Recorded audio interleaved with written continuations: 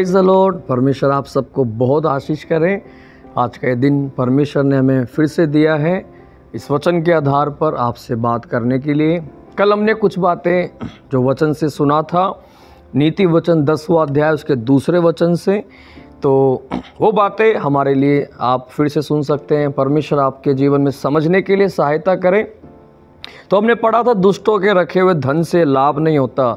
तो धन और धार्मिकता के विषय में हमने कल सुना था। मेरे प्रियो, मैंने कल बोला था जो बातें धन से भी इम्पोर्टेंट है, धार्मिकता एक इंसान के जीवन के अंदर धन प्राप्त करने से भी बढ़कर उसे धार्मिकता अपने जीवन में पाने की ज़रूरत है। तो इम्पोर्टेंट बात यही है, वो इंसान धार्मिकता कैसे प्राप्त करे। तो यीशु के द्वारा इंसान धर्मी बन जाते हैं। हम बाइबल में आगे आज एक वचन को पढ़ते हैं और धर्मियों के विषय में बाइबल नीति वचन उसका 10वां अध्याय और उसका 11 वचन को जब हम पढ़ते हैं, वहाँ लिखा हुआ है, धर्मी का मुँह तो जीवन का सोता है, परंतु उपद्रव दुष्टों का मुँह छा लेता है। तो धर्मियों का मुँह जीवन का स्रोता है। मेरे प्रियो, आप सबके लिए ये वचन आज परमेश्वर दे रहा है। जब हम प्रभु यीशु मसीह पर विश्वास करके धर्मी बन चुके हैं, यानी कि अब आपके ऊपर पापों का कोई दोष नहीं है।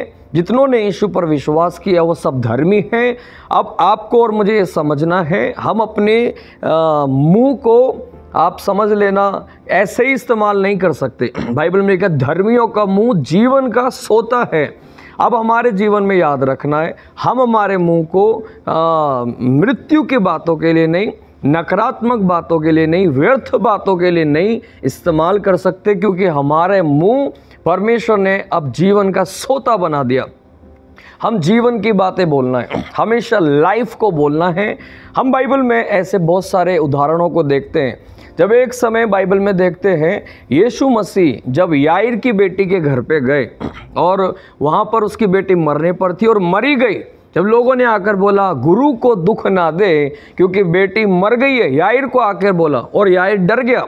लेकिन यीशु मसीह ने वहाँ पर बोला है, तू मत बोल, तू मत डर, क्योंकि तेरी बेटी मरी नहीं, अभी सोती है। यीशु मसीह ने मृत्यु के शब्द नहीं बोला, यीशु ने बोला है अभी सो रही है। और यीशु रूम में गया और जितने भी वहाँ पर रो रहे थे, नकारात्मक बातें बोल रहे थे, मृत्यु की बातें बोल रहे थे, उन सबको यीशु मसीह ने बाहर कर दिया। और यीशु मसीह ने उस बेटी को बोला है उठ जा। वो लड़की उठ गई और चलने फिरने लग गई। तो हम बाइबल में देखते हैं यीशु मसीह मृत्यु की बातें नहीं बोलते, यीशु ने जीवन को वहाँ पर बोला है।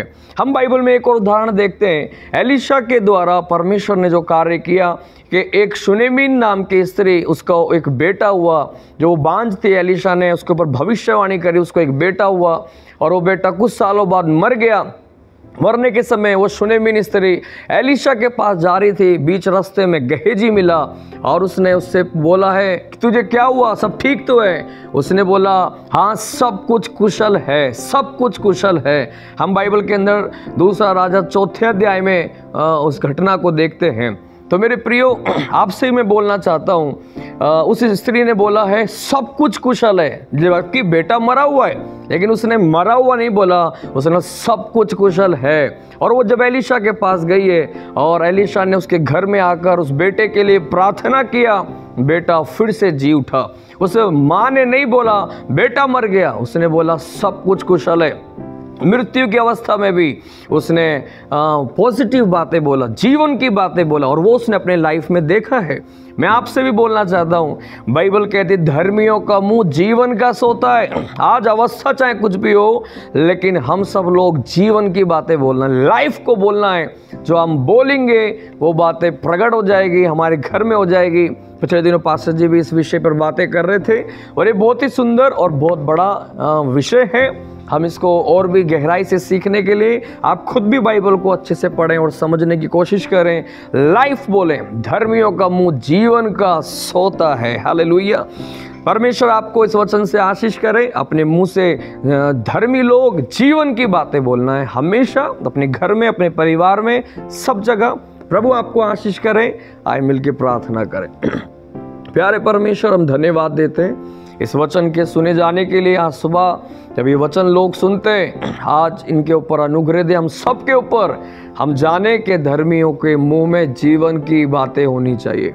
परमेश्वर हम धन्यवाद देते और सबको आशीष करें, सारी महिमा आपको मिले, यीशु के नाम में मांगते, आमीन। God bless you. प्रभु आपको आशीष करें।